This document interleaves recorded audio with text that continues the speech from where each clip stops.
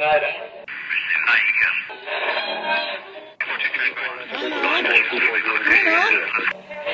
is that you? There, I think I got it.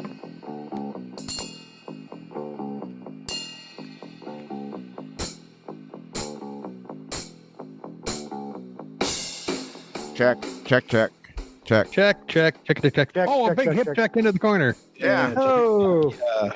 Hey, I was. How about those Leafies? They're winning more games than they're losing. Holy moly, they are on fire. Did they get a new goalie? Several. Instead of getting guys with talent, they just got gigantic guys. Guys Yes. there you go. Big thighs. Big thighed boys. Yeah, I think They're hiring Samoans. smallest of them, right? What's They're that? hiring Samoans. They're hiring Samoans. Yeah. What'd you say, Bruce? I think a Wool at 6'5" is the smallest of the three. He is. Isn't They got three of them. They got two 6'7" guys and a guy at 6'5". Wow. Yeah. So this is an introduction to our the podcast that's coming up.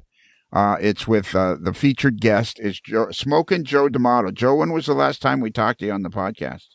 Oh, last year sometime, I think, wasn't it? No, it was like it was like 2 years 3 or ago? 4 Longer years. than that. Yeah, it was like 3 or 4 years ago. Oh It's man, been you're too looking long. down. Too Yeah, long. Yeah, Too long. We're they not got long all enough. this talky stuff and Oh, leaving it on the table. Yeah, we. So in this particular episode, we have our buddy, the deep thinker Derek, who is doing some deep thinking on the show. He had a couple of good questions there. I wanted to pursue those more. All your questions are good. Yeah. Did you do that second op-ed on the Facebook page? Not yet. No. It's February it's February the 3rd. It's been sitting on your desk in your computer now for like 2 weeks. You know, you're right. I forgot about the time-space continuum. By now, it's been posted. Yes. Oh, okay. And what was it about again? Remind me. It was about the emotional side of the hobby and the role that dopamine plays in train watching, train experiencing, and then optimizing the way we do the hobby so that we have ideal outcomes when we are participating. Wow. That's deep. I would counter that a bunch of the guys who go to the Inn in Crescent figure the additive of choice is a nice cold beer while they sit on the porch watching all the trains go by. Well, beer always helps too. Yeah, Lubricant. It's never done anything wrong. Yeah. I think you're going to fit in perfect for this this podcast. You're just what we need. Somebody that actually has a brain in their head. If I only had a brain. Yeah, if we only had a I don't know. I feel like Bruce is a walking encyclopedia. So I think that at least for Bruce, I can give him some credit. I think he knows what's going on. Oh, Hey, Bruce. I'm not saying which Bruce. Well, there's a I didn't say it that way. there's a Kelly and a mailboy. So Kelly and the mailboy. So you didn't mention any. Well, Bruce, we refer to the mailboy as, hey, mailboy. Yes. Do you think Derek has any Rapido trains? Your fast track to model railroading fun? Rapido trains, your fast track to model railroading fun. Hey, Joe. Yes, sir. So this new weathering where you do an HO Accurail HO cars. Yep. What's the system you're using again to do the weathering? Can't tell you that. Why not? I just can't. I'm not allowed to. Well, there's nobody's listening. I know. You know why nobody's listening? Why is that? Because we're not giving out locomotives. There you go. Exactly. I know, right? Yeah. Hey, Lionel, should we put it behind a paywall? Yeah. We don't have there and we don't have a social media manager to advertise this. yeah, if we only had a social media. If the NMRA had a social media manager. You know what? On this particular podcast, we've made at least a half a dozen people angry. Oh, yeah. Absolutely. Yeah. At least Just half a dozen? I don't know. Which is not our intention. You know what we need to have? We're hoping for a whole dozen. No, we're not. We just like to have fun. We got our new T-shirts at the Springfield that says the Fun Bunch. We're the Fun Bunch. Fun bunch. Yeah. We're the Fun Bunch. We're not just going to be serious. We enjoy the hobby, and half of enjoying the hobby is the camaraderie and hanging out with people. Fun. So you're not I would selling. say more you're than not half selling. is- You're not selling misspelled baseball shirts. Misspelled baseball shirts. Or t-shirt. Oh, that was a t-shirt. That wasn't a. No, baseball shirt. Remember the button up I got? His baseball. Oh yeah, Yeah. the back. Yeah. The free baseball shirt I sent you, I know. And it's and then working great. all you did was bitch about your the hyphen that was in Kelly. That was Oh, Kelly. no. That's He was trying to be. there. He was Apostrophe. protecting me. Yeah. He came to my aid. Oh, okay. Is that what I that love was? it. I love it. No, I send love it back. Send it back. No. That's class. I can give it to another Yes. monkey. I can give it to another monkey. Good luck. Yeah. Have you ever considered with these weathering of using Rapido trains? Your fast track to model railroading fun. Rapido trains, your fast track to model railroading fun. Yes. Wow. And Yeah. what's what's the process that you use again? It's secret. I'd have to, lock you up in a room and throw away the key. I thought you were using like the Keebler L's in a little trio backwards. Well, it's not sorry, I politically wasn't correct to call them supposed that. Yeah. Well, you're not. It's not politically correct to call the Keebler elves elves. Well, I mean, I live in Oregon. It's not politically correct to call anybody anything. The amazing part is we managed to get through a whole podcast with Joe without him making some political comment, which is amazing. Amazing. Because a day doesn't go by that you don't post some political comment on your Facebook page. That's right. And I'm a warrior. Yeah, that's right. And because this show isn't about politics or religion or anything, it's about model railroading and the people in it. That's why it's called A Modeler's Life. And yes, occasionally we say some things that are a little edgy, but that's just us. We're the late night version of a model railroading podcast. We enjoy ourselves, and we're not going to apologize for the way we are because we're real, right, Derek? Yeah, I think we all are our authentic selves, and so whether we had this conversation tonight or again in 2 weeks or again in 2 years, we probably say the same things. And that's what makes the podcast work. We have real conversations. We're not reading from a script. We're not afraid to say things. We just talk. Exactly. It's great to learn about other people. That's a great thing about having Rapido trains. Your fast track to model railroading fun. If it's N, if it's H-O, the fast track is Rapido.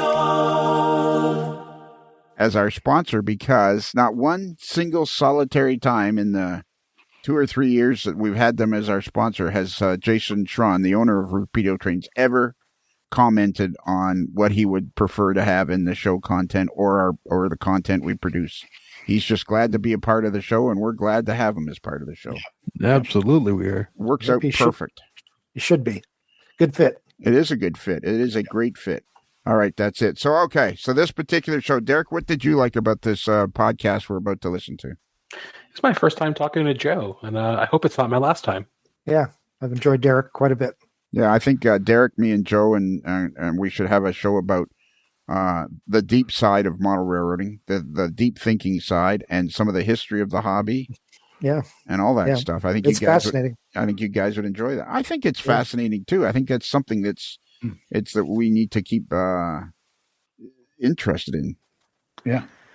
And tonight on tonight's show, I learned anyways, that the term hacker came from MIT, and it came from the model railroad guys at the MRT. What year would that been?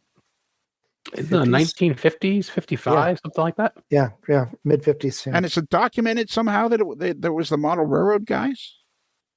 I'm sure it is because I read it. But I think that there is like primary documents like from the school newspaper that back it up. Wow. Very interesting. All right, that's it. Hey, Joe, do you know how to get us from the introduction to the show? No. Okay, Kelly, you know. I know. Yes. Okay. I should know. Yeah. Are you ready? Should know, right? Subway chimes go. Well, can you wait till I say? Okay.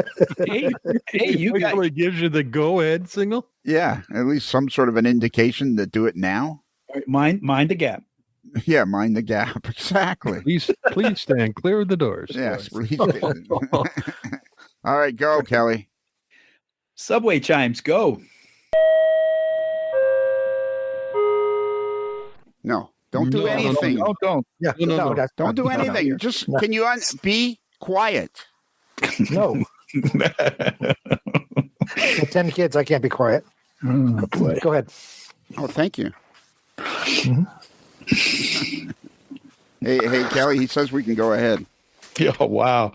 Isn't that nice of him? That is. Yeah, And they told us to start a podcast. Oh, God. Well, nobody knows the behind the scenes. That's true. All they hear this. Why you don't enjoy being on the podcast? Oh, I enjoyed it. Immensely. Well, why are you moaning? I'm just making the shtick. Times like what? Oh, there's that deep breathing that you're always talking about. Yeah. Oh boy! You see what I have to put up when I'm working with him? Okay. What's what you have to do with me? You're supposed to be quiet. Oh, sorry. Attaboy. We're off to a good start. Oh, Yes. we are off to a great start. This is going to be good. So, this is February the 3rd, Monday, February the 3rd. Now, keep in mind, I want every audience member that's listening to this to keep in mind this is free. Ooh. Well, okay, that's a good thing. Yeah, It is. yeah, it's free. You get what you pay for in You this case. get what you pay for. We're not giving away any locomotives Oh, jeez. Oh no, in order to get people to listen to us. we're not we're giving not looking at our subscribers' phones We're not to looking verify. Yeah, that's right. We're not looking at our subscribers' phones to verify that they're listening to us. All we're doing is recovering from giving away cheese balls. Yeah. And trying to enjoy life as it is. So, Derek, you're going to be interested in this. So, at last minute, we invited our deep thinker Derek to join us because this might actually help. This might be Kismet stepping in. This might be karma. Yeah. So, Derek, tonight we're going to talk to a guy who is from a long time ago. He was on the podcast 100 years ago, and his name is Smokin Joe D'Amato. And he works at Microtrains. And that's N-Scale. And apparently N-Scale's still alive and kicking. So we're going to talk to Joe D'Amato tonight. And we have, Derek, we've asked you to join us because at the last minute, I thought we were going to do a podcast with you about your post. What would you call that post that you did? What do we call that? How do we refer to that post? I don't know. It's a good question. Are some of the questions not so good? They're all fantastic, but this one particularly stumped me because I was thinking about it today because I wrote another one but didn't post it. But sometimes I don't know. Is it a post? Is it an essay? Is it a essay? I like that. Piece? I like Essay. that. Op-ed. Op-ed. Yeah, I like that. Yeah. What does op-ed mean? Opposite of editorial. So in an old-fashioned newspaper, you'd have the editorial on the left side. And those are written by the staff of the newspaper, the editorial staff. And then on the right side, you'd have the op-ed, which is people invited from outside the newspaper to share their opinions. Or it could be deep thoughts from Derek. Sure. Well, we're still working on this thought, Bruce. Kelly. What does op stand for? Opposite. Okay, so it's not opposite opinion. It's just opposite page. Exactly. Okay. Oh, look at that. Look at how much we've learned today, Mailboy. Indeed. You probably already knew all that stuff, though. What, op-ed? Yeah. Yes, I did know what op-ed is. But that's the beauty of being me. That's the beauty of being Lionel. I hardly know anything, so everything is like a wonderland to me. Everything is like, going down You're like, what's her face in 50 First Dates, where she can't remember anything after a day. or Groundhog Day. Yeah. There you go. Bill Murray and Groundhog Day. The same But day. he did remember everything, and he learned how to play the piano and did avoid conflict and all that other stuff. Yeah, I appreciate you contradicting me there, Kelly. I'm sorry. It's op. It's op. It's op. Yeah, that's what it is. It's op. So then we also have Bruce the Mailboy, And we have Yes. the modeler simply known as Kelly. And tonight we're going to talk with Smokin Joe D'Amato. And I want to warn everybody, I tried to, before we started, but I want to warn everybody that Joe is very opinionated about politics, and I've told him no political comments on this podcast, and he's got a potty mouth. So maybe here's some of the Americans' gold horn tonight. Yeah. We might, Ooh, wow. Yeah. exactly. Nice. I Yeah. haven't heard that for a while. Yeah. So Joe, come on into the studio. Hello. Hello. Hey, Hey. Attaboy, Joe. Hey, good to be back. And it didn't take us but 3 days to get your microphone going. Easily. I'm an engineer, so Yeah. Yeah. yes. You have We're to always be, right. You have to We're be always careful. right. You never went to engineer school, though. No, I learned it by rote. My first real job out of college was at Bechtel Engineering, and so I just took on to learned it, and yeah. Bruce, was it you that told me years ago that if you didn't go to engineering school, you're not an engineer? the professional engineering societies will take that opinion. Yes, and they if will. you are purporting to be an engineer and you are not, they can take action against you to have you cease and desist calling yourself an engineer. Let's take action against him. Yeah. Well, you'll have to talk to Eric about that because he gave me the title. So Who's Eric? the boss, the owner of the company. What company? The position is Microtrains. Ah, there we go. But I did design engineering everywhere I was at. So I know. You're still at Microtrains? yeah, 24 years. Is it really 24 years? Yeah. I started back in the dark ages. You could barely hold a job before then. Right. On purpose. Yeah. Because you had your own company for a while. Yeah. I had a design firm, and we produced model ships, resin ships, and we did architectural models and sculptures for Disney. Most of the work is for theme parks and toy companies.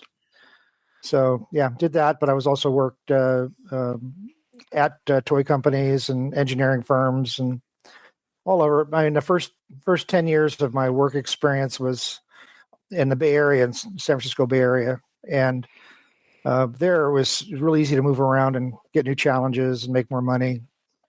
So then I moved back to Florida and work for the theme parks, Disney, and I worked for MGM and Universal, Warner Brothers, stuff like that. Every time I go on the Pirates of the Caribbean in Disney World, I think almost every single time I turn to my wife and I say, Joe rode this. How many times was it? 20, you told me or something? 34 times. 34 times in a row. Yeah, in California. And we were down there for the Anna Marais convention years ago and went to the parks. And it was real interesting. The Haunted Mansion and Pirates were empty. Everybody was going to all the new rides or whatever. The park was packed, Disneyland. But I'd ride it, go around and come back in and ride it and go, so it was just a thing. So, it's my favorite ride. What is the main difference what's the main difference between Disneyland and Disney World? Disney World is obviously a much bigger complex, and it's got the Magic Kingdom, which would be Disneyland in California. Then they've got Epcot Center and Animal Kingdom, and a bunch of smaller themed resorts and villages and things like that. Okay, so in California, all they have is Disneyland, period, end of sentence. No, they got California Adventure, which would be like, another theme park attached to it. It's a separate ticket and everything. You can get a ticket to go both ways, but generally it's just one way. So, Bruce likes that part. But anyway, I was down there for the show and I had a day off and went down a day early. And spent the day at the parks. It was fun. It's nice I'd flown out occasionally on projects to, present design concepts or models or things like that. And I remember going as a kid too. Matter of fact, we the day we drove into LA from Texas, Walt Disney passed away. Oh. And wow. I remember being in the backseat crying my eyes out because I thought, well, I can't go to Disneyland now. I think I was 12 or something like that. Yeah, he was only like 64 or 65, wasn't he? Yeah, he was young. Yeah, smoking. He liked them unfiltered cigarettes, I guess. Yeah, So, and he died right around the time that what's it with Dick Van Dyke and Julie Andrews, Mary Poppins. Right around the time Mary Poppins, it had just been released, and then he got ill just after that. Yeah. Some of the rides he was developing, he never saw. Yeah, so it's too bad. Didn't you work in Disney World though in Florida? Yeah. Mm-hmm. I was subcontracting at Disney at the Imagineering. So give me something that I would know of that you worked on at Disney World. Animal Kingdom. I worked on the Big Tree. I also did scale models of the hotel, and I did a number of signs there, themed signs. And then at Epcot Center, I did some work on racetrack and some refurb on the Mexican and the Chinese pavilions, and also then at Disney World, the main park, I worked on the new Winnie the Pooh ride. We took out Mr. Toad's Wild Ride and put that in, and worked on the Toontown. Worked on. Make something up that you did at Pirates of the Caribbean. Well, I did actually. I worked in there at night a few times. Just fixing stuff up and testing things. Yeah. I feel every time I go through there, I feel like I'm connecting with my buddy Smokin Joe D'Amato. Yeah, I feel it in my spleen, man, big time. So, no, when I was a kid, when they first built Pirates of the Caribbean, I went on it with my folks because I grew up over in Cocoa Beach, and I said that'd be cool to walk this, be kind of fun. And 20 years later, there I was in some hip waders and walking the ride, fixing stuff up. Yeah, it was fun. But I worked on most of the attractions there. It's a small world. I did some repair work in that. A lot of what I was doing was for the new resorts that were going in, all the themed resorts. Doing architectural models of the new hotels and that kind of stuff, and did a lot of full size 3D sculpts of some of the design elements and things like that. So I did sculpting of figures. I just about anything you can imagine. So it was great. Good experience. Matter of fact, my first Disney model was in California, and it was for the Yacht and Beach Club. It's a big resort that's on the main lake there. Well, the very last project I worked on before I came out here to Oregon again was on a Yacht and Beach Club a timeshare edition. So it was cool. It was kind of bittersweet, to walk into the lobby there and see the model I built 15 years earlier, and to deliver the other part of that model and a bunch of design stuff, some big stuff we sculpted for it. And then I delivered it, got in my car, got my kids in the car, and we drove west. No, that was it. So were you born in Cocoa Beach? No, my dad was in the Air Force, so that's was right. born I remember. Yeah, that's a cool part. Yeah. Cool. And then I was born in Missouri. And you ended up in the Navy, right? Yeah.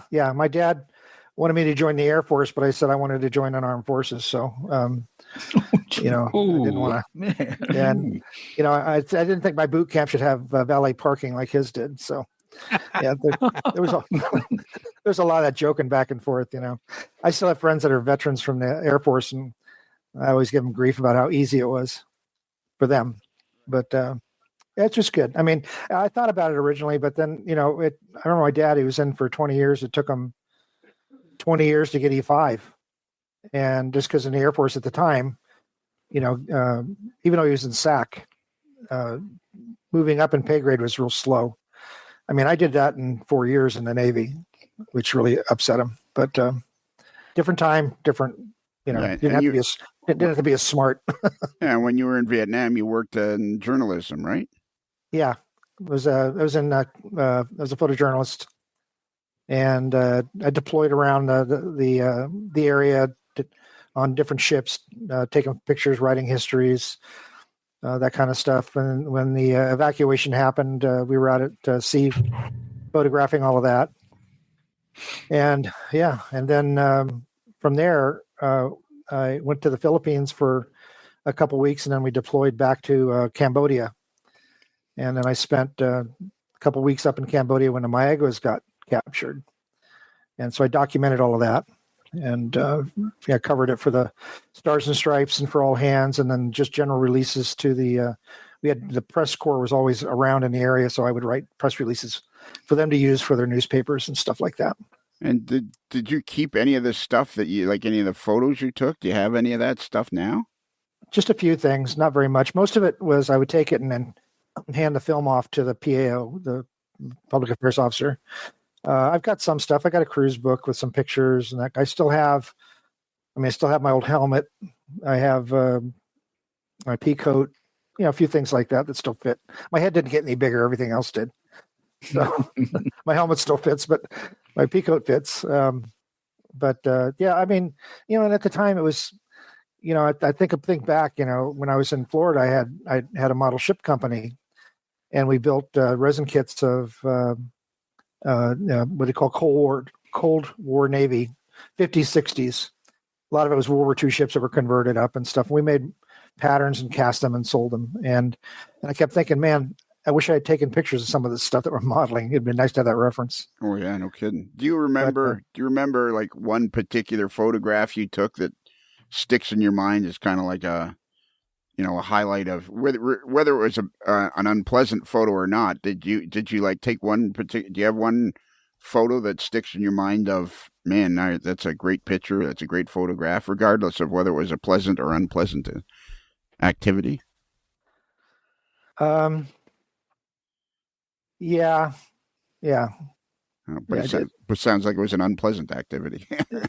Yeah, not all of it. Very little of it was, thankfully. Okay. Yeah. We had brought some of the Marines on board from the Marines attacked an island called Khantoum, which is where we thought they were holding a crew of the Mayaguez. And on the way back, a bunch of guys had gotten wounded. We'd lost a few guys too. And I took some pictures of the corpsmen and everybody helping the Marines on the deck and stuff. And it was very emotional, it would have been.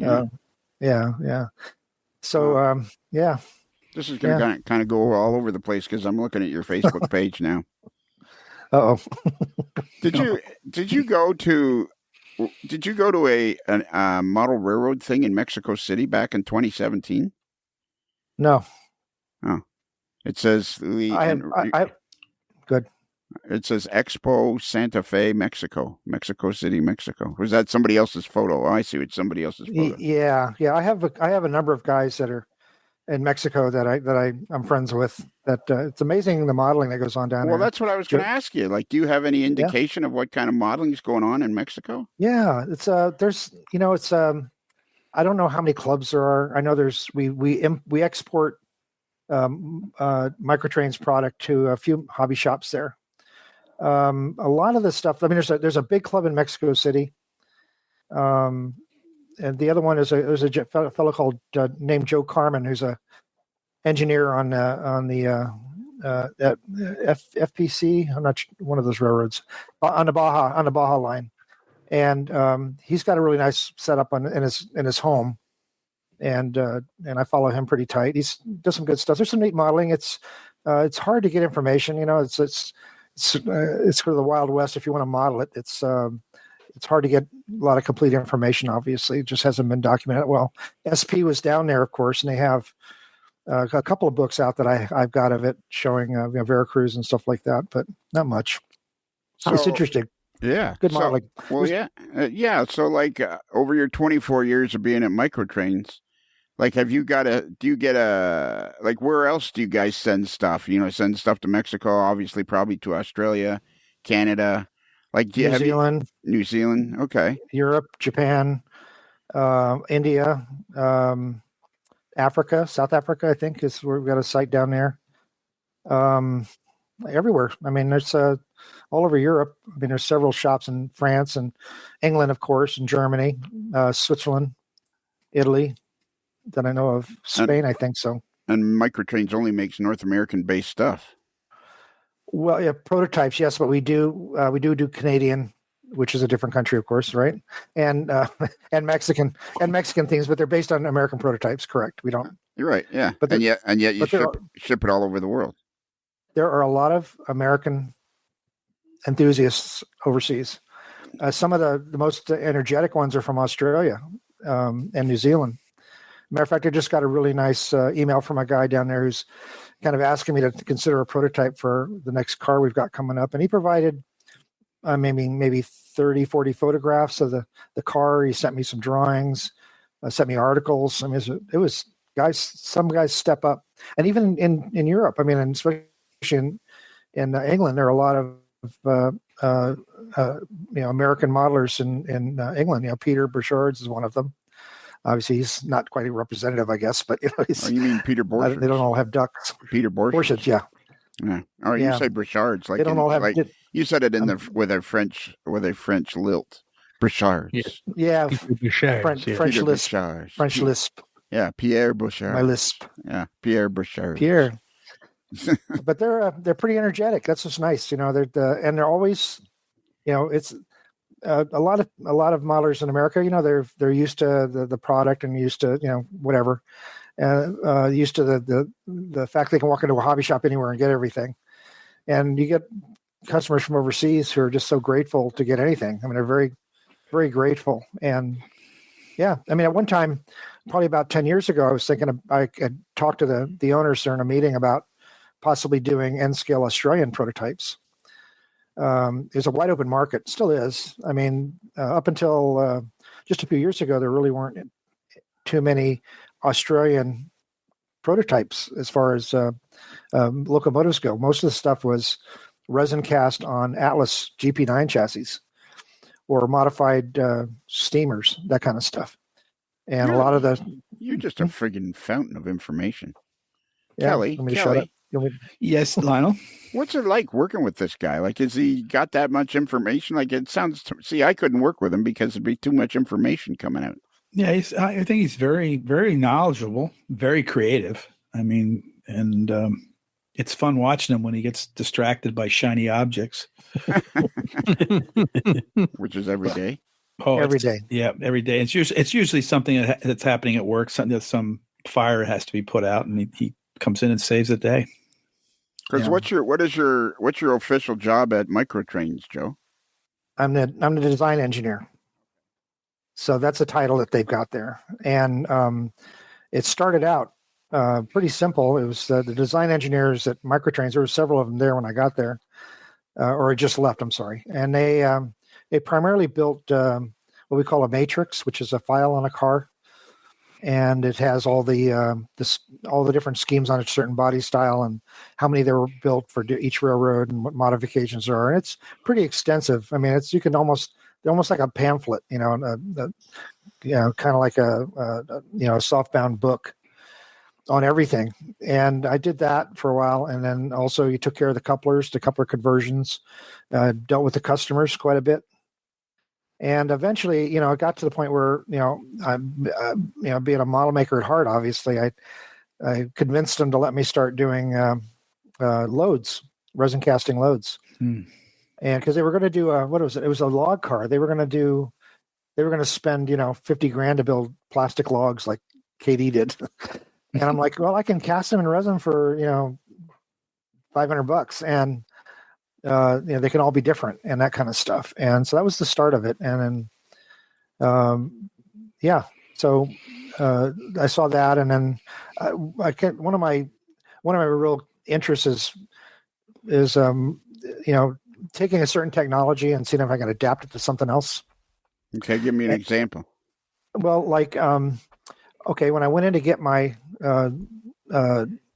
I can't talk about that one.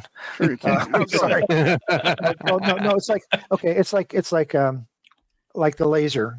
Okay. Obviously it's designed for all kinds of stuff, but I brought it in and which I've used lasers since the early 80s when I built my first one. And so we were able to do loads with that, and also do foam inserts, and I do jigs and setup tools for different parts of the plant. My plates. When we used to do plate making was with photo etching. And to do a plate was taking, plates for one car was probably about a week's worth of work. It's very labor intensive, making a negative and photo etching it and checking it out and stuff like that. And then one day I just thought, well, I got this nifty laser and it does great rastering. Maybe I can do it with that. And it kind of worked. Does great what? It does great. You said rastering? Oh, rastering, which is like it's like milling. Yeah. Right. Instead of when you do vector work, you're drawing a straight line or drawing a line work, right? Just lines.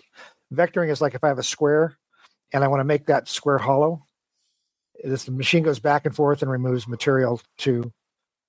A lot of guys use it like when you see woodworking and curio shops and stuff where it's got the black area all dug out and for some sort of a design or something. It's kind of like that.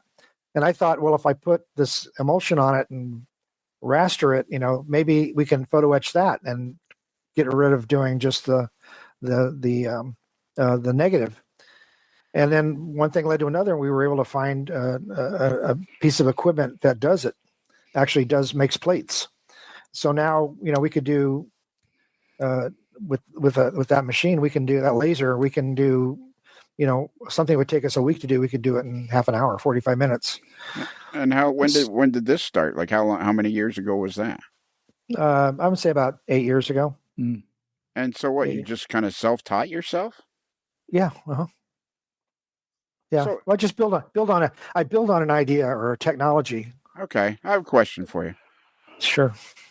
How old were you, do you think, when you started to realize that you had an ability to create things or build things and figure things out? Like when did you start to realize you were, for those who aren't aware, like next to, I think it'd be neck and neck, wouldn't it, Kelly? Which modeler is better, either Scott Lister or Smokin Joe D'Amato? Oh man, that would be a race.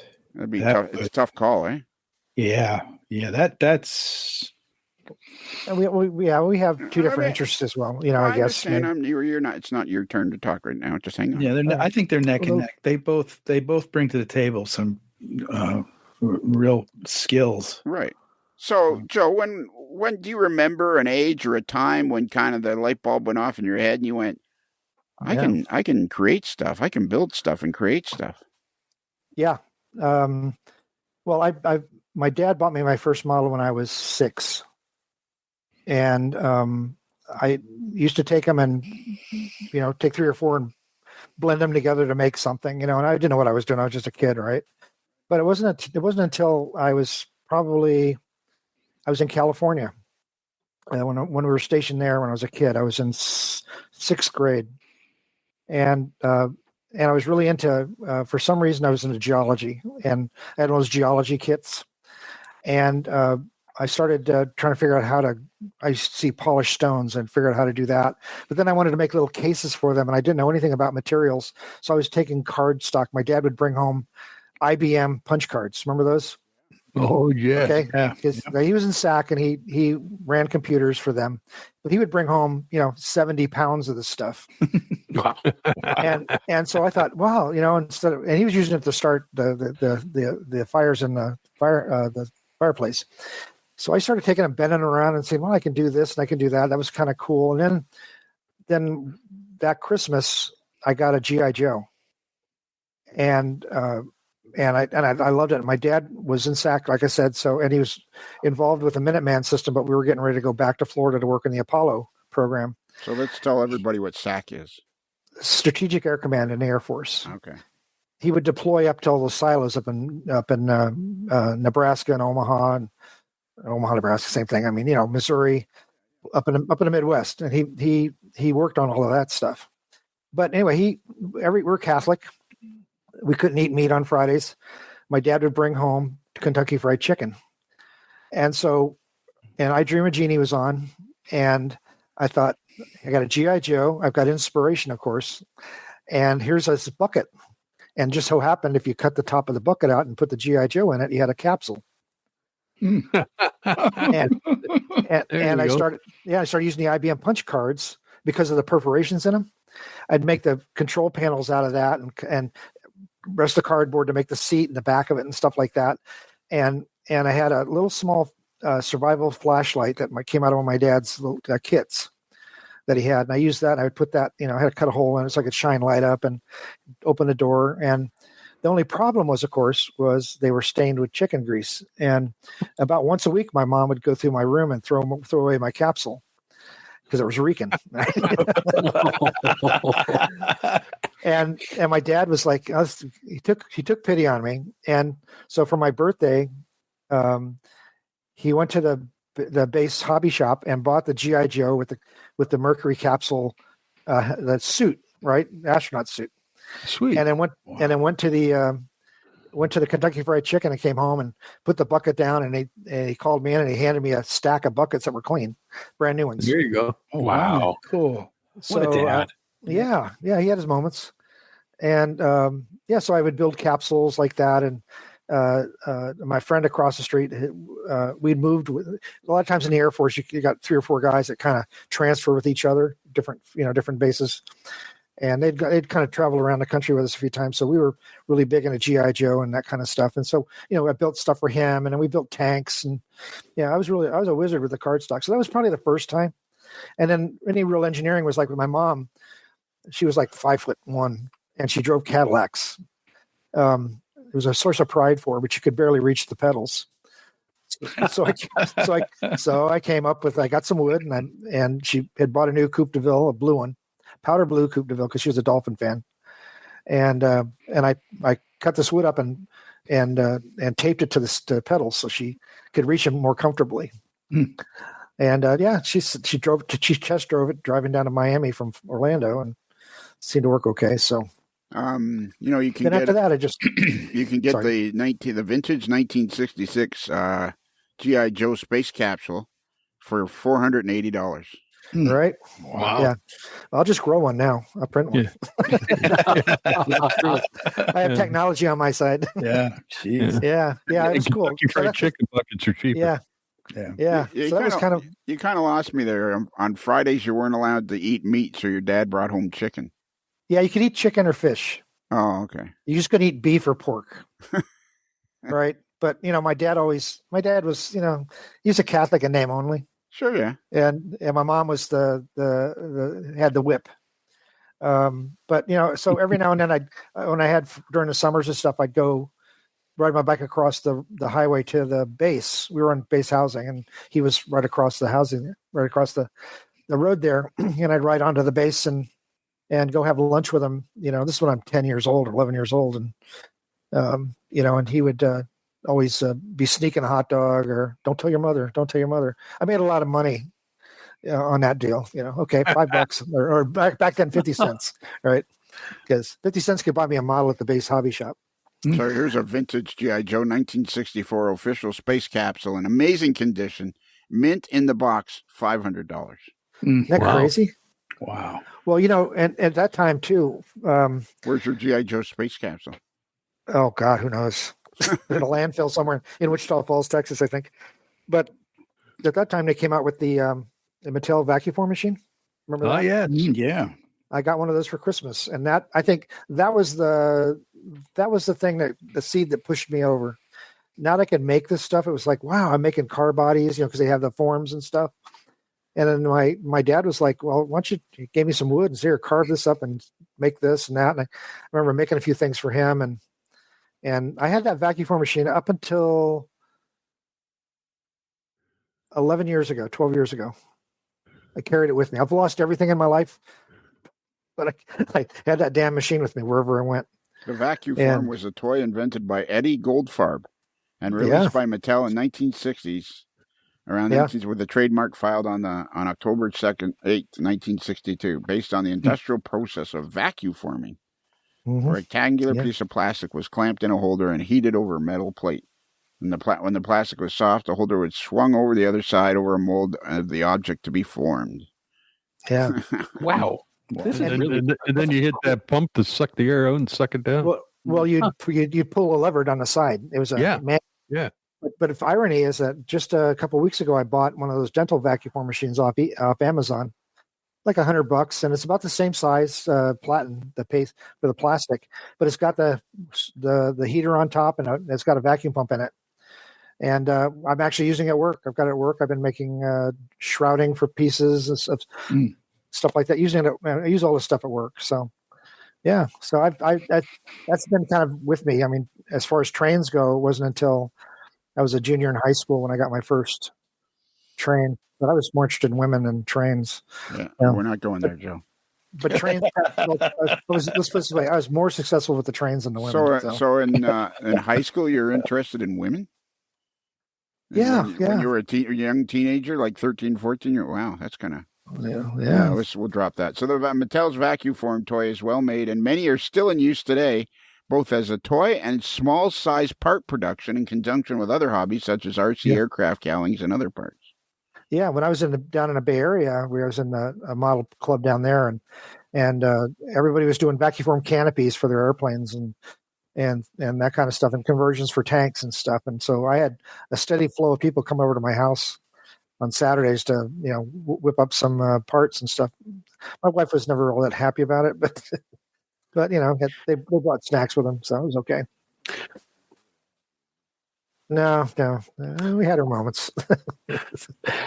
Hey, Joe, what was the modeling community or model railroading community like in the Bay Area?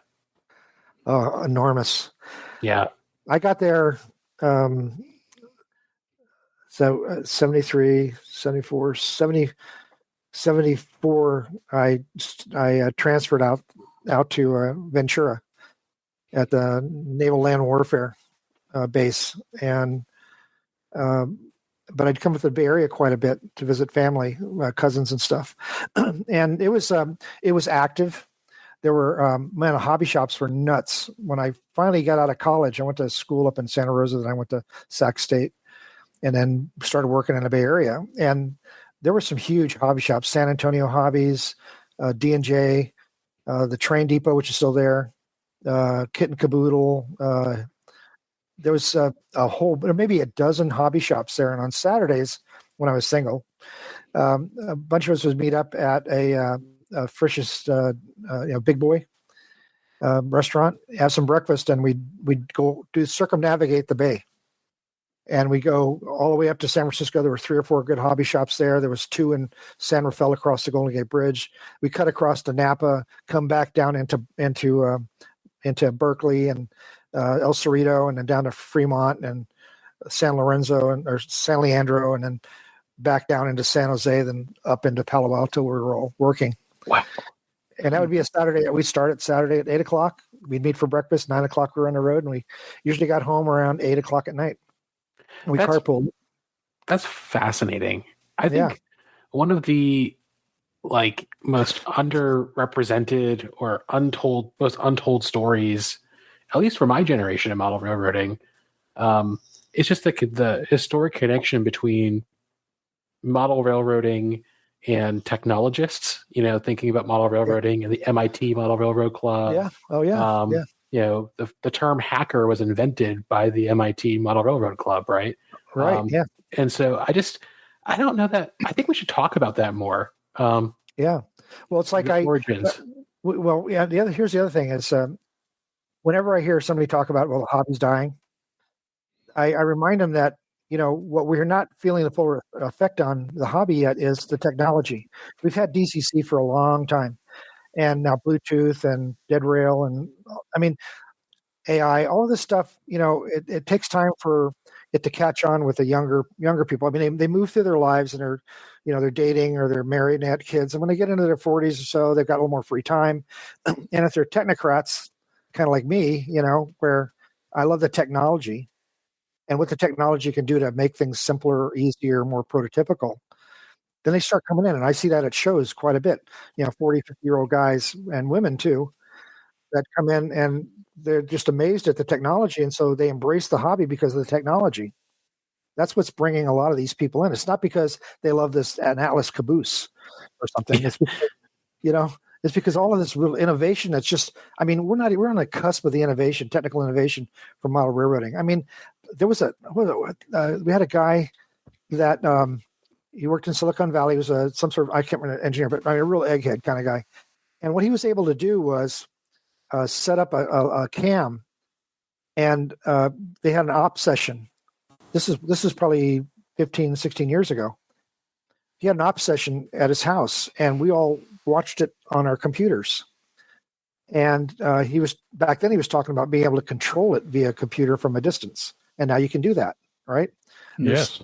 During the NMRA meet here down in the Bay Area, they had that where you could dial into a layout and actually operate it on your iPhone. And that's the kind of stuff where you're integrating the thing that become sort of it's not a tool, but it's not really a lifestyle. It's kind of all of that together, and be able to integrate it into something that's actually tangible, right? It's one thing to do trains on the computer, a whole nother thing to be able to operate something three-dimensional that you can pick up. Yeah, I think what's great about model railroading is that if you are a technocrat and you want to build technology into something that's 3D and tangible, you can, or it offsets, right? So one of my jobs is I manage and build software, right? I don't want to get on a computer after doing that all day. So I come home and I sit there and I play with my Atlas locomotive because it's physical, tangible, and it's screen free. You can kind of pick your poison. And I think that's the diversity of interest makes the hobby so great. Right. But also thinking about the next phase, like wait until we start incorporating artificial intelligence into dispatch, right? Yeah, imagine if you're a solo operator, you have an artificial intelligence bot to dispatch your railroad that knows your railroad, sees the signals. The opportunities are endless there for how it can enhance the hobby for us. It's like with JMRI, right? Being able to do switch lists and stuff. You know, there was some of that and stuff where, like, I mean, I can split an atom, but I cannot do switching cards and stuff. Right. I have people come over to my house and, you know, take a picture, you know, whatever. I watch all Steve's trains and stuff like that. It just, you know, it's one of those things where there's this black hole in my head for that kind of information. But with JMRI and some other software that's coming to the forefront, you know, you'll be able to log in all the equipment you have, all the industries you have, you know, and it'll start spitting out a whole operation session. Yep. You know, I'm sure there's some of that now, but you know, something on ground level where I could actually grasp it. Yeah, there are some AI type systems out there already. I know Peter Borchard's have ones. I forget what it's called, but he's going to use it. He will have control of his local trains doing switching and stuff, and then the computer is programmed to run trains like through trains or things like that on the other part of his layout with block signaling and all that, so that it's being run and he's interacting with that and doing the other stuff. So there, and I forget the name of the software there is. It's from the UK or Europe, and it comes in several different levels that depending on what you want to do with it. That's cool. Are you talking about Pierre Borchers? Pierre Borchers, yes. Sir Duck. That's French for duck. Master of the Duck. Pierre Borchers and his ducks. Bushy head. So hacker was that term came from the Purdue Model Railroad Club? MIT. MIT. It was first used, I think, in like a 1955 issue of the MIT like school newspaper, because it talked about how the model railroad club members had adapted the use of one of the IBM mainframes to control trains, like an early form of digital command control and signaling. Yeah. And so if you're ever interested in a Wikipedia deep dive, look at the notable alumni of the MIT Model Railroad Club and their contributions to network computing and artificial intelligence. Like, these are the leading leaders in the technology we have today. I know. I think that's what people don't realize when they start their hand wringing about the hobby dying and all this. It's like, for the hobby of model railroading is very deep. I mean, and it evolves. It's evolving. It's constantly evolving, and I think right now with social media, I think it's growing by leaps and bounds. Oh, absolutely. Like, I mean, you talk with the changes in technology. Just look at some of the things you would have never thought about, 5 years ago or so is having your own resin or filament 3D printer cranking out stuff in your room. You wouldn't have thought about using a Raspberry Pi unit with a Sprague on it to set up DCC. You wouldn't have thought about using Arduinos to control this, that, and everything else you can think of on your layout. Sure. So it's one of these things that the technology has advanced and in most cases become less expensive, and you're just people are just out there applying that to the hobby. Yeah. It's like with the technology I have, like with the lasers and the 3D printers and resin casting, that kind of stuff. That stuff was, obviously not around. Well, it was around. Actually, been around a long time, but it was never accessible. And so this is kind of why I talk about the dynamics or the evolution of the hobby, and that all of these side processes become adapted. That's kind of like what I like doing, right? I like 3D printers. They were made for doing carburetors and castings, or parts for casting metal parts or whatever, or prototyping things. But now it's gotten to the point where, right, for $300, you get yourself a really nice 3D printer. And like, I've got 4 of them at home. I've got 7 at the work. And I make my own rail cars now. I used to scratch build them by hand, one at a time, or resin cast them with rubber. Now I'm printing the things, and I can print at any scale I want, right? Yeah. But do you have any Rapido trains? Your fast track to model railroading fun. Rapido trains, your fast track to model railroading fun. Joe's talking over it, and Kelly's laughing. Well, I'm laughing. Do it again. No, we'll do it again in a minute. Okay. Just don't say anything until Bruce is done. Okay. Or laugh, Kelly. Well, I'm laughing because he interrupted Bruce. I'm sorry. It's my fault. It's always my fault. Yeah. No, actually, it's always Kelly's fault. Yeah, that's true. We're pretty clear about that. Especially at work. Yeah. Yeah. Yeah. Oh, boy. He's my dumpster fire I put all the problems into. Okay, so tell us from the microtrain standpoint, is the hobby expanding or shrinking or what? Well, from when I first started there, it's definitely smaller. What's happened is the company is smaller. Yeah. Oh, yeah. Because there's more competition, right? When I first got there, Keith Edwards is still the king of the mountain. But then you had Atlas stepping up, and I mean everybody, Accurail coming on, all these smaller companies that were going to China and having things built, and like scale trains. You get a boxcar with individual stirrups and hand grabs and stuff like that on an N scale car. Well, if I could pay my guys, $2 a day, I could do that too. But what's happened is I don't look at that in a bad light. I look at this, okay, these guys are stretching what it means to have a model railroad and the fidelity to detail and scale. And it's best for everybody, because we've taken all that to heart too. And we've changed a lot of our things, how we do things and the kind of detail levels we strive for. So again, evolution, like we've been talking about. As far as the size of the market goes, it's been pretty steady since, even during COVID, even in COVID, I caught myself, you should be proud of me. Even through COVID, it was, other than we had to obviously man down because of restrictions on stuff, on human contact. We were able to take care of the market, and it barely beeped. And I don't even know what the percentage was. Maybe 1%, 2%, 3% of a dip. Other companies were doing 10, 20, 30% dips in their sales because they were relying on China. And this stuff just wasn't getting done over there, and it wasn't coming over. And you don't do that, you got nothing to sell. We kind of we're the masters of our own fate. It's very unusual that you guys manufacture your own stuff right on, in the lower 48. Yeah, well, there's us and Katie, and we're both in the same valley. You and Katie. Okay. Yeah, 20. They're 20 minutes. They're 20 minutes away. So. Notice they didn't hire Kelly. I could get him a job there if he wants to. Actually, they didn't offer me a job. They said, "Do you want to work there?" They're looking for what were they looking for? I can't remember the job title. And I said, "Well, that's fluffer." A pain in the butt. No, it was fluffer, wasn't it? No, it had something to do with tooling and stuff. I said, "Well, I'm not capable. I'm not trained to do that." Yeah. Yeah, that's a whole different operation. Like I said, they're about 20 minutes away out in White City.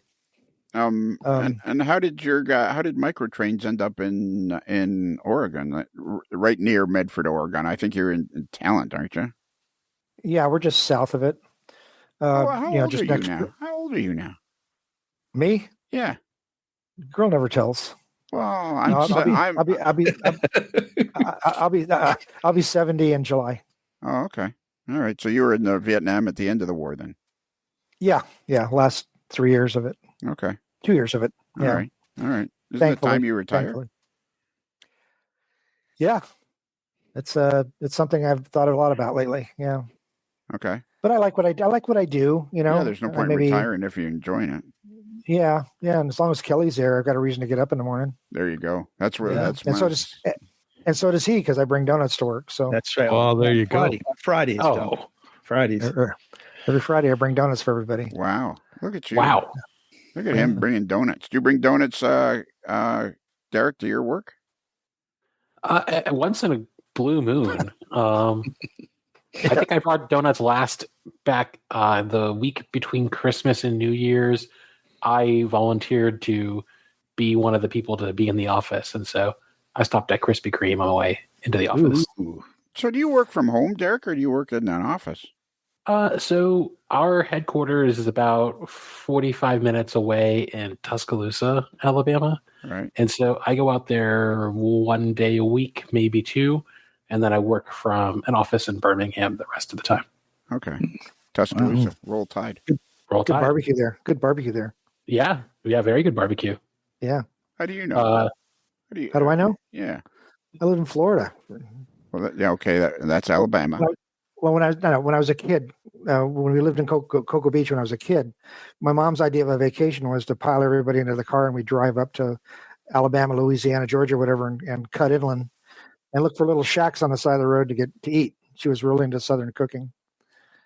Nice. And so we'd hit, if it had old busted up cars in the front and trees laying on a roof, and they only served Kool-Aid and sweet tea, and that was it. That's where we went. There's a famous rib joint in Tuscaloosa called Dreamland, and for the first 50 years when the grandfather had it, all they served was racks of ribs and slices of white bread. That's all you got, right? My mom loved that stuff. My mom loved that stuff, and she'd drag us all over the Southeast. I mean, we go down to Mobile, and we'd go to the crab shacks or the shrimp shacks on the side. Those shrimp shacks! Oh man, where you go in and sit, and there's like this big metal exam table with a V in it. Yep. And you order your shrimp, they come out with a bucket and dump it in front of you. And you finish your shrimp and you throw it in the trough in the center. It would drop out the bottom of in the back of the building. There were shacks, They were That's exactly 15, right. 15 by 20 foot long, 30 foot long. And it dropped into the water. And that was the best place to fish. I go there in the mornings and catch some breakfast and bring it back to the Howard Johnsons. And my mom goes, what are we going to do with that? Maybe the cook will cook it for us. I don't know. That's so funny. So I'd give it to somebody. But yeah, I mean, so Alabama, I mean, the amazing food there, Louisiana. I mean, you got to get out of where all the curmudgeons are and all the idiots and just get into the backcountry. And it's so friendly, and the food's amazing, and the culture. Yeah. I mean, there's all the bad stuff, but that's anywhere, right? I mean, got it here too. There's bad stuff anywhere. Yeah. But I mean, I grew up in the Northeast, and I've been in Alabama now for almost 11 years, and I feel at home here. The people are as friendly as can be. They give you the shirt off their back. And even as an outsider, it feels like home now. I can never leave. Our very own Brad Williamson will give you the shirt off his back. In fact, he likes taking his shirt off. I don't want his shirt. Yeah, I don't want to see that. Whoa. Sorry, Brad. But in his defense, nobody wants to see me take my shirt off either. So or mine. Yeah. Yeah. It's been a while. It's been a few years since somebody asked me to take my shirt off. That wasn't a doctor. I notice I mentioned Brad and his shirt, and you two guys jump in pretty quick about taking off your shirts. Yeah. That's kind of scary. Yeah. Anything to make you smile, Lionel. Feeling really icky. I don't think I was feeling icky, not smiling. Yeah. It's not there was a lot of great modeling down there too. I mean, in Orlando, we had a huge club that one of the guys actually paid for the building, and a lot of modeling out of Disney. There's a Garden Railway there, all kinds of stuff. I mean, up and down the coast. There's probably one of the best hobby shops I've ever been to was down in Miami. God, what was the name of that place? It was in the worst part of town. It was an old bowling alley, and it had Constantine wire on the roof, and barbed wire all the way around the perimeter with a guard that would let you into the parking lot. And but it was an old bowling alley. When you went in, you could see the bowling alley where it was. And they'd filled in patches of wood here and there. But man, the model trains, and that's where I kind of really got dug pretty deep, and to see all that stuff, all that brass, and yeah, it was. Well, that's what I think about the hobby now. Like ever since I started doing this podcast, and once again, let's reiterate: we don't have to give away free locomotives to get people to listen. Right. That's right. People just listen. People just listen. Even 5 of them, right? Yeah, exactly.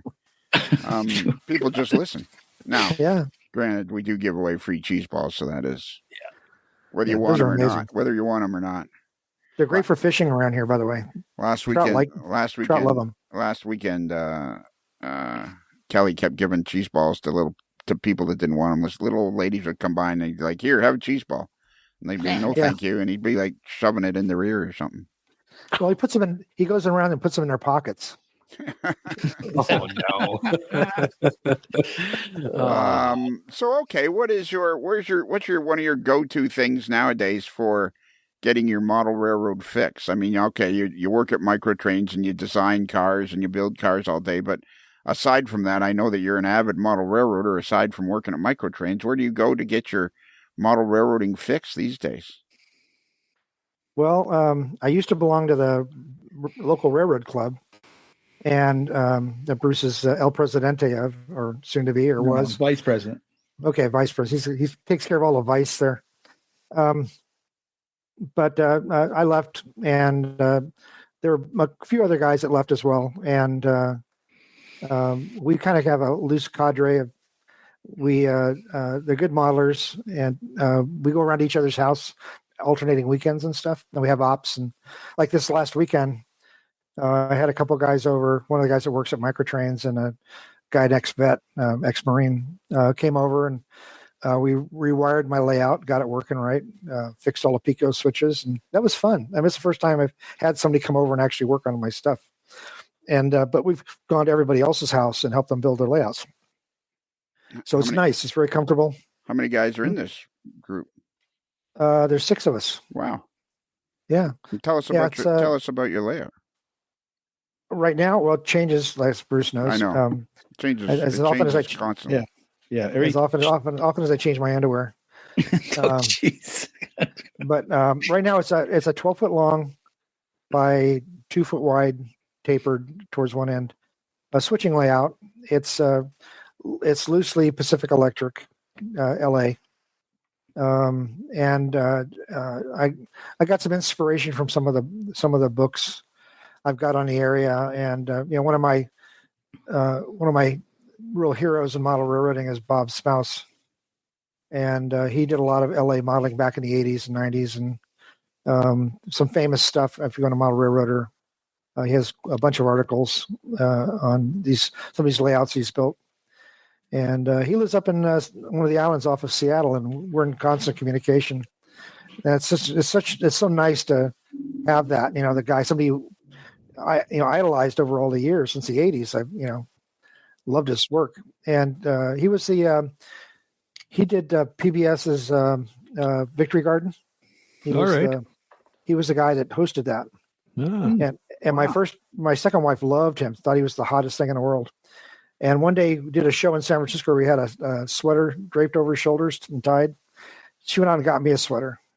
And I'm like, no, I'm not Bob. I told him that story. He thought it was pretty funny, but he still has part of that layout. I've sent him I've sent him a locomotive and some other stuff. And so it's just nice. Like you guys, I mean, I respect the work you guys do and have done. And and the other friends I have down in Dunsmuir who have published as well. And it's just, that's for me to have access to those kind of people that I, I looked up to and were inspired by over all the years, to be friends with them now and, and hang out with them. And that's kind of the technology thing is open the hobby up to be more of a social gathering than a solo pursuit. Well, yeah, exactly. That's how the hobby's changed dramatically. Is it's much more of a social gathering than it is. I say it's 50% camaraderie and 50% the hobby. Well, I mean, it's just the fact that, I think because we're in a hobby and we really are excited by it, we're more than willing and almost desperate to share what we have with other people. And so like what you're doing here and what other people have done on the internet, and even, all the YouTube videos and the shows that I follow on that, the accelerated learning that I've been through just by being exposed to this stuff has been immeasurable. I mean, I remember back in the 80s, you got the latest issue of Model Railroad Craftsman and Model Railroader. That's where it came from. I mean, there were clubs, but I really wasn't in much of that stuff because I was busy raising a family. But I could armchair model through that and help me solidify what I wanted. I'd learn techniques, and that stuff paid off in my professional model making as well. So that's what I love about this. I don't sound like Ken Patterson here, but that's what I love about the hobby. It's just I go on Saturday morning and get up and what am I going to do? What am I going to do? And I'll turn on, one of the videos I watch and watch that for a few minutes and have some breakfast. And I'm goose to get back in my room and do something, or go to work and turn on some machines and start making stuff. Yeah, that's exactly it. I mean, the hobby is always. Like I had the conversation with Chris Adams not that long ago. We were talking about airbrushing, and he hadn't done it for years and decades. And I said to him, "Can you imagine when we were in high school if we had the ability to go to a YouTube tutorial about how to use your airbrush?" I said, "You would have been using it for all these years, but there was no easy way to find out all this stuff." And now, I mean, the downside is there are people making YouTube videos that really shouldn't be. Oh, of course, yeah. But the thing is. I remember as for my career choice, I mean, I got out of college and I was working on newspapers and stuff for a few months, and that was like going nowhere. But there was an ad for a model maker in a local paper, and I called the guy up and talked to him, and I was actually trying to talk him out of hiring me. But one of the questions he asked me was, "Do you build models, airplanes or tanks? Do you do kits and stuff?" And I said, "Well, yeah, I've been doing them for a long time, and I belong to the local IPMS." And he goes, "Okay, great, well, come on up," And so he hired me on the spot. Once I showed him some of the stuff I was doing, which was really rude. I mean, I was putting kits together and a little bit of weathering and stuff, nothing crazy. This is in 1982. How'd you end up at microtrains? Well, after 9 years in Florida, I was sick of it, because I'd grown up there and I didn't like it then. But I moved back because my folks were sick, and I kind of wanted to I had my wife and my kids and my sister and her family, and kind of wanted to be there, and it never quite worked out, But anyway, my wife left. She came out here and decided to pursue her own life, and I wanted to get all the kids together. I wanted to get back to the West Coast. I just didn't like the East Coast. I need some elevation under my feet. I'm not comfortable unless there's 2,000 feet between me and the ocean. And I was in a hobby shop at Colonial Photo and Hobby, and a friend of mine was working there, and he said, "Hey, aren't you talking about wanting to move back to Florida or California or the West Coast?" I said, "Yeah." And he said, "Well, there's a company called Microtrains. They do trains, and they're looking for a design engineer." And I thought, "Oh, fuck, I can't do that." So he said, "Well, call him." So I sent him an email. And they wanted to see my portfolio and resume and stuff. So this is 2000, yeah. And I sent him all the stuff, and Eric called me like right away, and we talked for a half hour, 45 minutes, and I talked to the marketing director, and they wanted to fly me out for an interview. But I had kids, and I was working 7 days a week at the park. I had a huge, big design charrette I was working on, and there's just no way, I could get out there. So I kind of kept putting them off. And then I had an opportunity in San Francisco and a couple in Seattle. But I was like, I don't want to raise my kids in a big city again. I mean, Orlando, you can go to Orlando all the time. It's not anywhere near as big as it. It's bigger now than it used to be, obviously. And we were out on the east side, out by the Beltway. And I thought, okay, well, this sounds interesting. I figure, yeah, it's Oregon. I've never been to Oregon, surprisingly, after living in the Bay Area for 10 years. But yeah, so we kind of communicated back and forth, and I was kind of like, well, no, I was going to move up to Eugene, where my ex was at, and try to keep everybody together. And I had a couple opportunities there, and so finally it came to the point where I just had enough, and I'd finished this big project and turned into files, and I had a partner who was robbing me blind, and I just needed to get out of there, and so I turned in my drawings, put AJ in a Volkswagen bus, and we drove cross country. Showed up here 8 days later, and stayed with my friend of mine and lived near here on a ranch. Guy I went to college with, and interviewed. They hired me on the spot. So I've been there. That was in September, right after 9/11.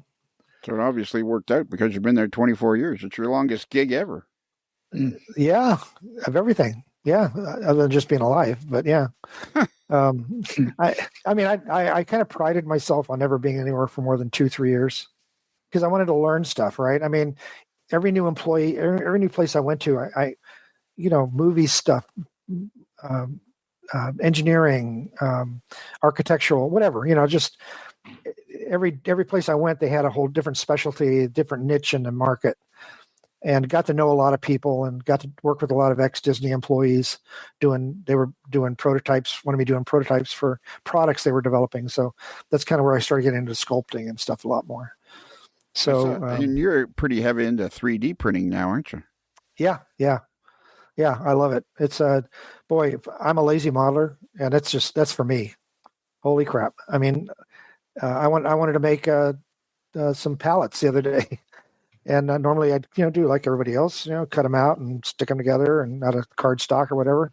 Oh, no, I got 500 of them now. It took me an hour to print 500 of them. I drew them up in 20 minutes and turned the machine on and got some ice cream and came back, and I had more pallets than anybody in the valley. I'm handing them out to my friend. Every time somebody comes over, they walk out with a big handful of stuff. Well, that's all right. Yeah, but awesome.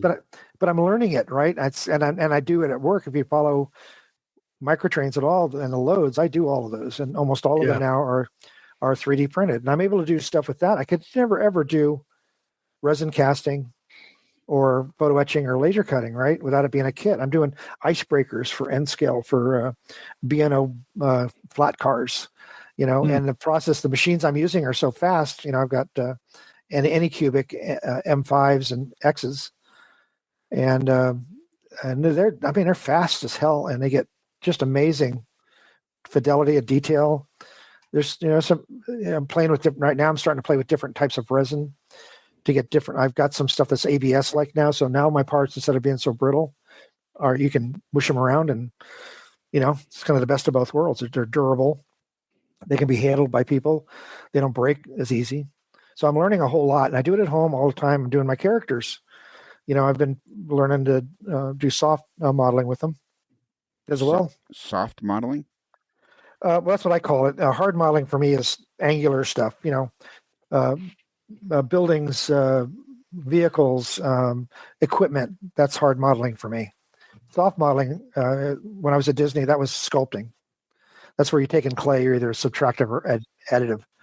And so I call it soft modeling. So in 3D printing, when I'm doing like a character, I'm learning soft modeling that way. Things that aren't angular that are just it's a tactile 3D. It's the weirdest thing to be looking at a 2D screen and see it in 3D. I mean, in your mind, right? Yeah, and not everybody can do that. Sure. Not everybody can do that, right? And that's helped me through my whole career. I could look at a blueprint of something and kind of see it. So what did you do? What did you do with that Goofy you made last summer? Sitting on my shelf. I want to claim it. You want one? I do. Yeah, it's cool. Okay. I know. I was making stuff for you for a while there, and and you things quit. things happen, and I apologize for that. But I will definitely. I know. I felt bad. I was enjoying that. I was enjoying it too. And if I could make your wife happy, then heck. All you gotta do is finish. All you gotta do is finish the lamppost for the Chip and Dale in their cars. Yeah. Yeah, I got it right here. Oh, do you? Yeah, I was right behind me when we were doing the video part. Yeah. Oh, was it? I'll pop it up and send it to you. Well, it must have been sitting there for like 3 years now. Yeah. Along with all the new stuff I've done. So you did that stuff out of clay, though, didn't you? Or what did you make? No, that was 3D. Your Chip and Dale, those were the Chip and Dale were sculpted by hand. Right. And the vehicles and everything, all the hard modeling was done 3D. Oh, okay. Which was amazing. That was kind of the first time I really started integrating the two together. And it was great because, like with the car, I could do a couple variations of it. And if I decided, it needs to be a little bit bigger, a little bit smaller, I need to put this on it, that on it, or whatever. Well, if I had to sculpt it, usually you're going to destroy stuff. And, I enjoyed that, but this is kind of, I'm mixing the two together right now. So, I saw a segment on 60 Minutes a few months ago. And it was a great argument because in Italy, apparently, making statues of, from ancient Roman times. Yeah. Apparently, that's a thing. People are constantly, they hand make these, they hand carve these statues. Yeah. But now it's becoming a business where they do it by 3D. Yeah. Mm-hmm. And now there's this argument going that if you do something by 3D, it's not art. Yeah. Whatever. It's manufactured. Well, no, I'm not talking about you. I'm just saying to that thought. Okay, but I'm interested. I was about to get your opinion. Okay, get my opinion. Do you know a guy named Chris Wayman? No. Yeah, he's hard to get a word in edgewise as well. Well, Chris loves to talk. I ought to put the two of you on the same podcast and just go to sleep. All right, he's a brother. So I'm interested in your opinion on that. Like this goofy you made that I'm looking at the picture right now. I mean, it looks pretty, so you did that by 3D, but some people claim it's not art because it was done by a machine. Yeah, but you had to create the image. Yeah, I'm interested in your opinion.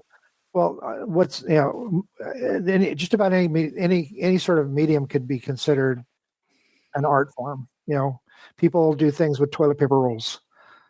Or whatever. I mean, I watch videos all the time. People using the odd materials and processes to make things. When you get into 3D printing, the art is twofold. The art initially is having the idea and being able to manipulate digital pixels to create something in 3D in a 2D environment. And to see that, and the advantage over regular sculpting is that I can make several of them, or I can modify them, or whatever. And there's also, I would argue that the art form, there's art in actually producing the parts because it's more of a technical art. But there's settings that you have to. Every project is a new adventure and settings and materials, and then once you print something, now you've got it. Now comes another part of the art, which is like a figure modeler. Would you say that's a hobby? An art form? Yeah. He may not have sculpted that figure, but he's painting it. So I've got the same issue now. I've got a finished piece and I've got to snap off all the sprue and I've got to sand it down and fill and chisel. And, there's still a lot of handwork to get to the point where I can start painting it. So it's a lot of media, and it starts as a digital image. It starts in your mind. And that's what and really you're doing a lot of your art, and I'll use quotation marks around that, is you're basically creating your artwork on the computer for this and then getting it ready to go. And it's the same problem the NMRA is having, trying to come to grips with 3D printing, that a lot of the older judges don't recognize the fact that you can spend a lot of hours creating a 3D drawing that you're going to print. So you're actually building your model on the computer and then using the printer to print it off. So it's right. But the output is as good as the driver, basically. That's it. The person drawing it. Yep, that's right. So I mean, I can good example. I got a guy at work who's really great at model building and stuff, and he's a young guy too. He's in his late 30s, and he absolutely refuses to use a 3D printer. He doesn't mind me making stuff for him, but he just won't. He can draw. I mean, he's done artwork for me that I've used for loads and stuff, but it's just not something he wants to get involved with at home. But we're looking at a project the other day, and he wanted to do this. It's sort of an industrial. It's kind of weird metals melting system for some sort of smelter or whatever.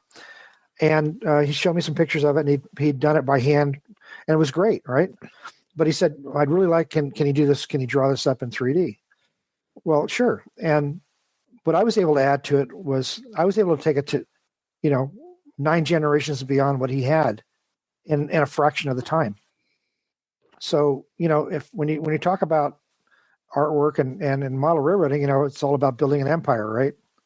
I mean, even a 6-foot module is part of an empire that you have in your mind. And some guys, some of the greats have had, 3-car garages full of an empire. Well, if you can use this as a tool to create more things for you, to get there a little bit quicker, then it's great. So, using my artistic talent and the skill I've learned using 3D printers, I was able to make this part for him and make several of them in minutes. And that's just, you could argue the same thing about when we started using power tools. Right? Yeah. Go back to that, right? And first time I learned how to use a mill, I can remember bringing resin castings to some of the early IPMS meetings, and people were like, monkeys seeing fire for the first time. And and like, well, that doesn't count, right? Well, I got a friend of mine who I hired way back in the day to do my resin casting and mold making when I was at Worlds of Wonder Toys, and he went on to create his own commercial company building resin cast details for model airplanes and mainly model airplanes. It's Cooper. It was Cooper Details. Now it's Barracuda Studios. But again, he's done kind of like what I've done, where he used to make everything by hand. I mean, a 72nd scale Spitfire, and you look at the control panel, and he had ticks on the dials from stretch sprue in 72nd scale. That's 1 inch. That's 1 inch equals 6 foot. It was just mind numbing. Now he's got this company doing all of these resin parts, but he 3D prints the master, right? And then he resin casts them. And now he's starting to actually provide 3D printed parts too, but he's still into the older technique of making a rubber mold and casting the parts in resin. So here we're integrating all of these processes, like with the lasers and with photo etching. I read old 50s articles on Model Railroader about when photo etching was just coming on, and there's a young Lionel Strain there, in a pair of shorts, talking about the photo etching and stuff like that. No, I'm just kidding. But it was like voodoo. It was like, oh, photo etching. But photo etching had been around for 40 years before that. Oh yeah, etching. Yeah. And you look at the particularly I would like to say model railroaders are somewhat backwards and retarded in their timeline approaching technology, because you look at go over to the UK, they've had photo etching out there for years. There's some masterful photo etch kits that you can get. Weathering techniques. The guys doing armor and aircraft and everything else, they've got weathering techniques that model railroaders. Oh, do you see this? Yeah. They've only been doing it for 15 years, guys. So like Verlinden, his technique, right, using oils. That was the progenitor of that.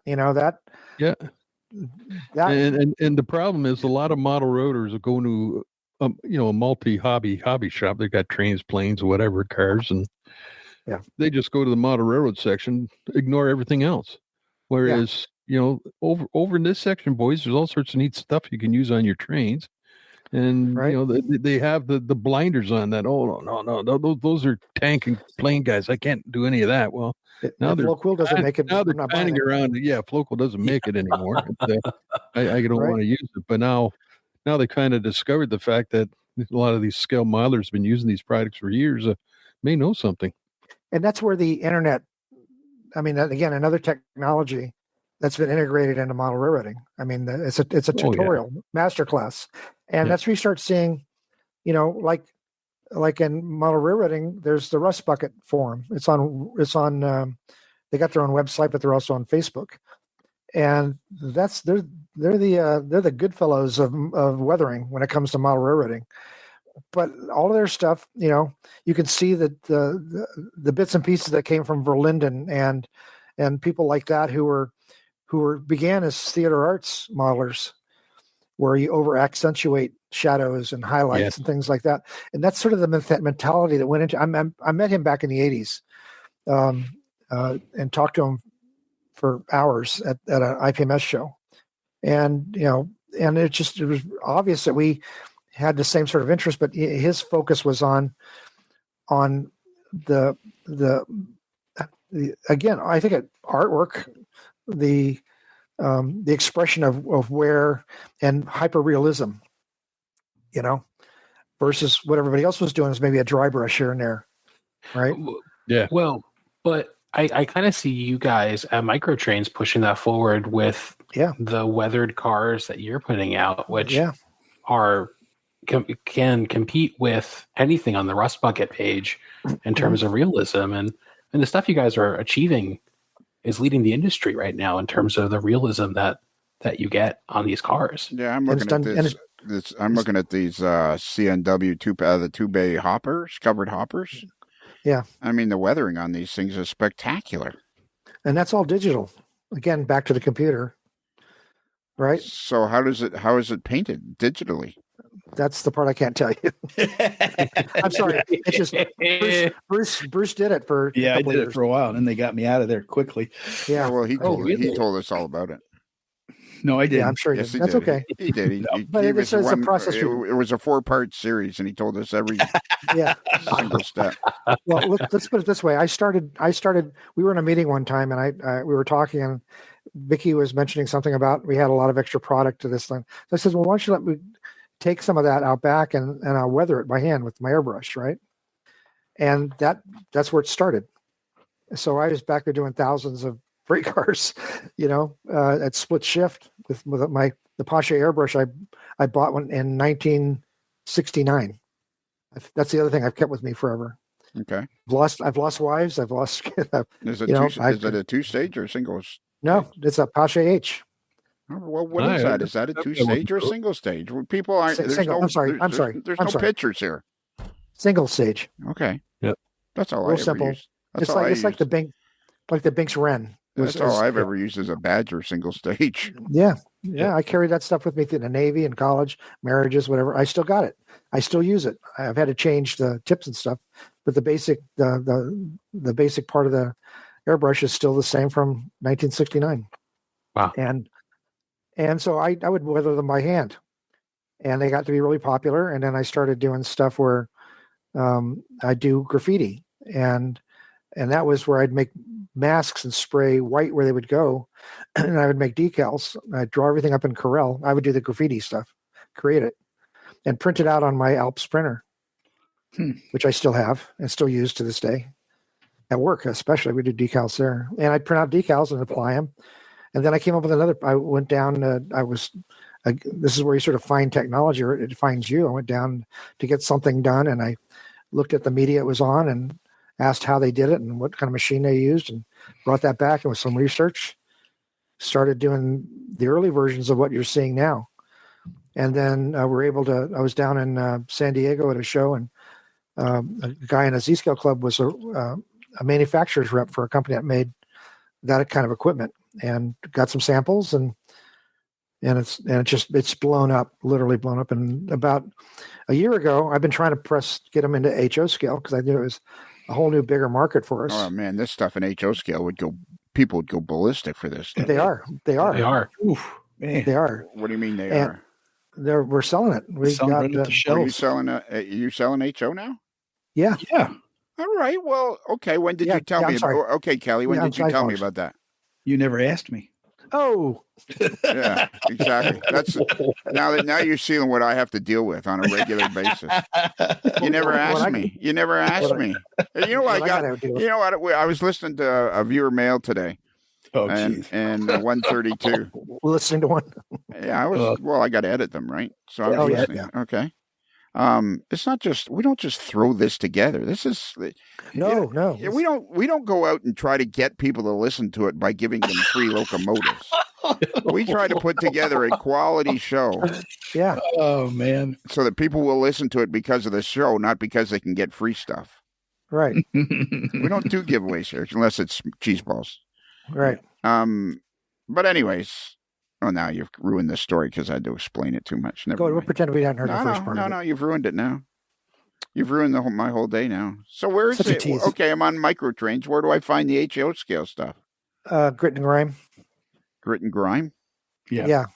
All right, I'm on Go to products in the upper left. Oh, okay, there's HO scale. Down HO scale, grit and grime. Grit and grime. Okay. That sounds like something you get at breakfast at Denny's, isn't it? Grit and grime? Grit and grime. Yeah, I've had that several times. Yeah, it's grits and scrambled eggs. So are you making these cars or are you buying these cars and then weathering them? Oh, those are Accurail. Okay. So, I mean, going into this, I knew I thought long and hard about using them because they're nice models. The price is right for what we were going to do. So I contacted them and talked to them about it, and they were like all over it. Oh yeah, heck yeah. And since then we've talked to other manufacturers. So this may grow. We've been approached by other manufacturers that are interested in us doing that, using their product, which is cool.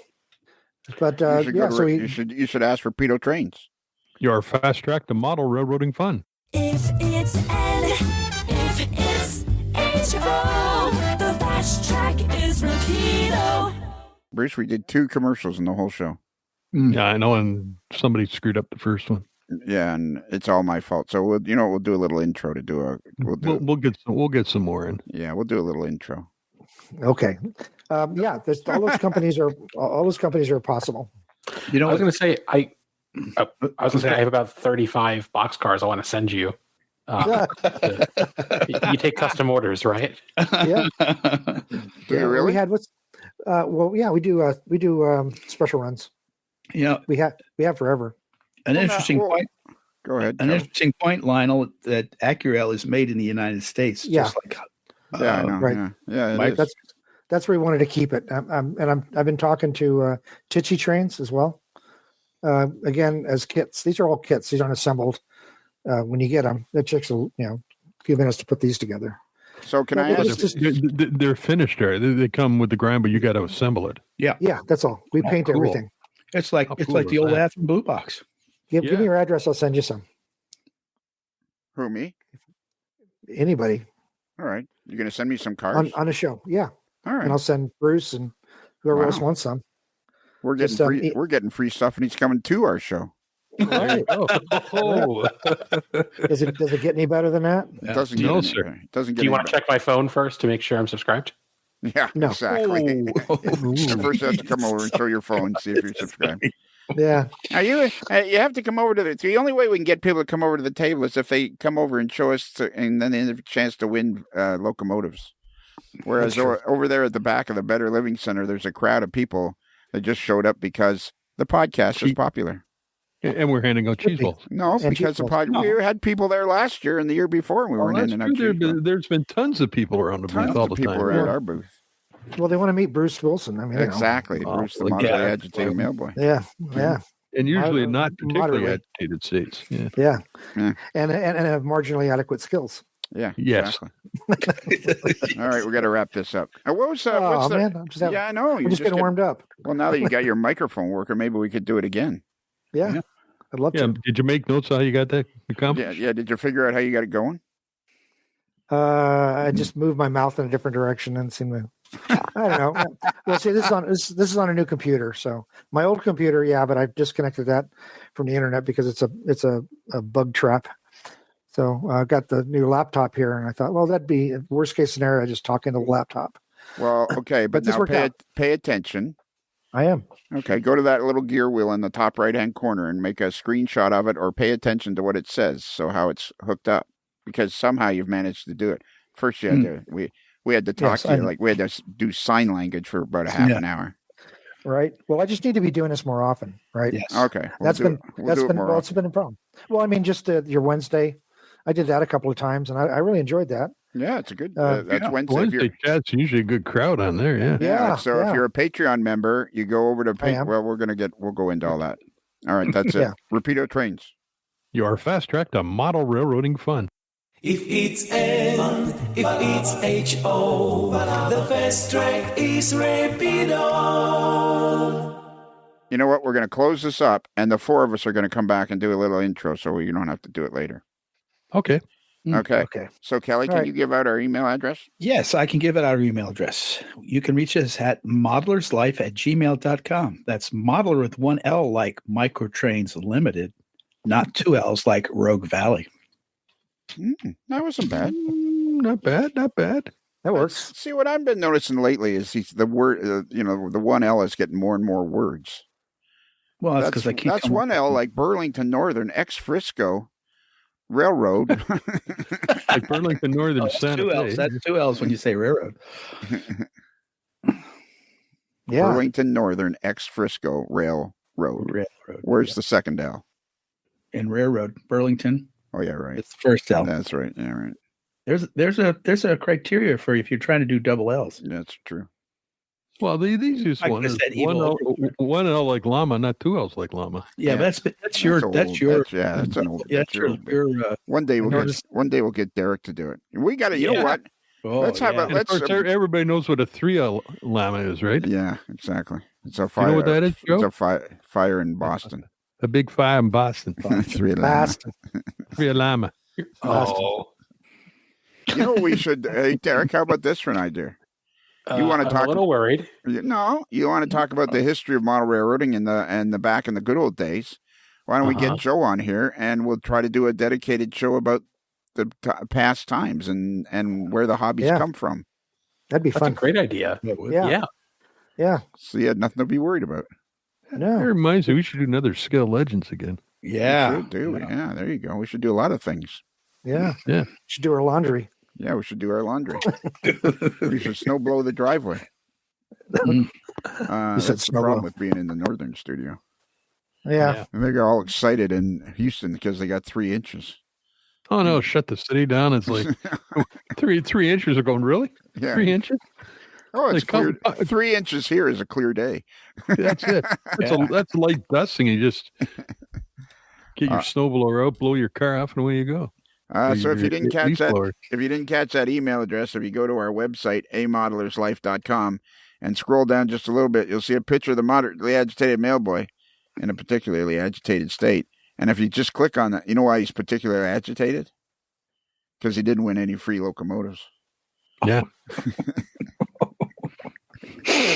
They're always complaining about we don't have a pay side, blah blah blah. But hey, let's give away locomotives. Please come over to our table and show us that you've signed up. Let's see, where were we? Oh yeah, so you go to the picture. Explaining the email address. Yeah, you just click on the picture and boom, the text comes. All you gotta do is fill in your text and your subject and hit send, and boom, you're away to go. And Joe, can I ask you a question? Sure. Have you ever wanted a T-shirt with a hot dog on it? Of course. Who doesn't? Well, if you go to Midwest Model Railroad and their URL is midwestmodelrr.com and click on the picture, and go across the navigation bar to other, and the drop-down menu, there's AML Shop, and boom, you're in a wonderland of AML merchandise, hats, hoodies, mugs, T-shirts, and in there you'll find a T-shirt with a hot dog on it. Nice. Yeah. Absolutely. And for those of you that have enjoyed this podcast on February the 3rd, that was free, and I'd like twice as much podcasting every week. If you click on our Patreon link for just a few cents a day, you can have twice as much podcasting every week. You get a podcast on Monday and then one on Tuesday, which is our down home friendly back porch in the locker room podcast. Still about model railroading. We answer our viewer mail. We have fireside chats. We do all sorts of stuff in there. And then but if you go to our T-shirt level, then you're entered into the exciting "Hey, dude, where's my shirt?" contest. And that's sweeping the globe because everybody, if you're in the $10 level, once a year you get a T-shirt that's only for Patreon members. But the key is when do you get your T-shirt? Because the guy that's in charge of getting the T-shirts out is useless. We love him. Yeah. That's I think that's it, isn't it, Bruce? Yes, it is. I think this is just going to be just a regular show. We've had Joe on many episodes, so I think we'll just do a regular show. So, Joe, you got to be ready for this. I'm ready. All right. So remember, a Modeler's Life podcast is considered marginally adequate by 6 out of 10 social media managers.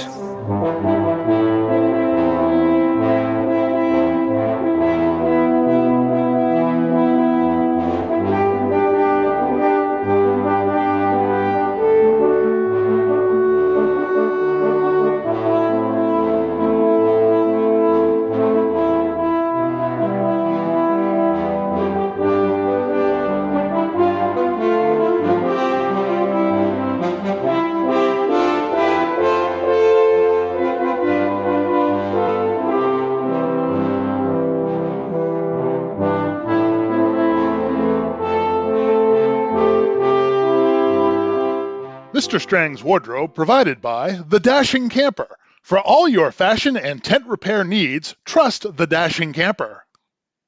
It's another Lincoln Homer.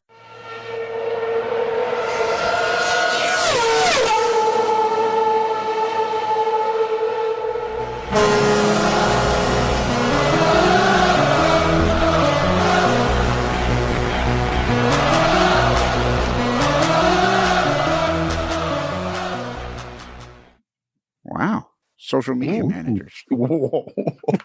Wow. The NMRA needs a social media manager.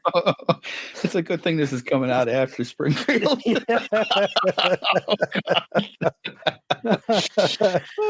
Oops. They're desperate. I didn't want to be too specific about it, but they're desperate for a social media. Oh, they manager. are. Jesus. I still contend it's the leadership's fault for not giving her good content and good vision to post. It's not her fault. I would They're say not giving her anything. I would correct you there and say it's the leadership's fault for hiring her. Well, Yes. that's true, but I mean, she seems more focused on creating a personal brand than creating Yeah, a really.